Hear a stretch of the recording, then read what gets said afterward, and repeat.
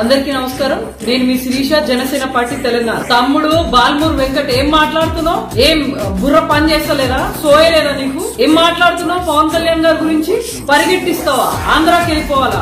ఏం నీ అయ్య జాగిరా తెలంగాణ? ఏంది ఏం మాట్లాడుతున్నావు? ఆయన గురించి వచ్చినట్టు నోటికి ఎంత వస్తే అంత మాట్లాడుతున్నావు. తమ్ముడు గుర్తు పెట్టుకో, పవన్ కళ్యాణ్ గారు జోలికి వస్తే ఎవరైనా సరే మేము సహించేది లేదు, ఊరుకునేది లేదు. ఏం మాట్లాడుతున్నావు? పరిగెట్టిస్తావా? ఏం పరిగెట్టించుడు కాదు, కనీసం ఆయన దగ్గరికి రావాలనే ఆలోచనల దేవుడు. జనసేన తెలంగాణలో ఉన్న మేము ఏం చేయగలుగుతాం చూపిస్తాం. మీకు ఏం నోటికి ఎంత వస్తే అంత మాట్లాడతావా? ఫ్యామిలీతో ఇక్కడి నుంచి వెళ్ళిపోవాలా? ఏంది అయ్యా జాగిరా వై తెలంగాణ?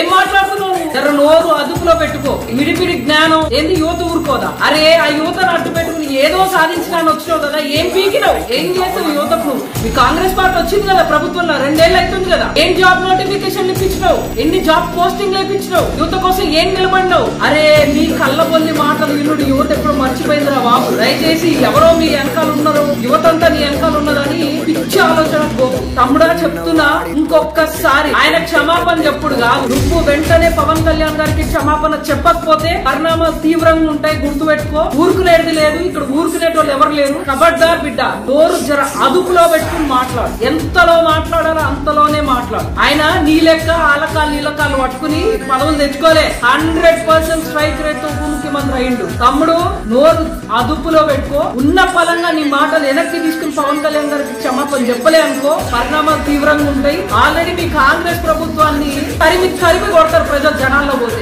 అందుకే నువ్వు నీ నాయకులు ఎక్కడ ముఖాలు చూపించకుండా తిరుగుతూ. నీకు ధైర్యం ఉంటేరా అదే యువతకు చెప్తున్నావు కదా, యువతను అడ్డు పెట్టుకున్నావు కదా. ఎందుకు యువత పోస్టింగ్స్ ఇప్పించలేకపోయినా చెప్పు, బయటకు వచ్చి నిలబడి వాళ్ళ కోసం. అప్పుడు నీ దమ్ము, నీ ధైర్యం, నీ మాటలు చెప్పు.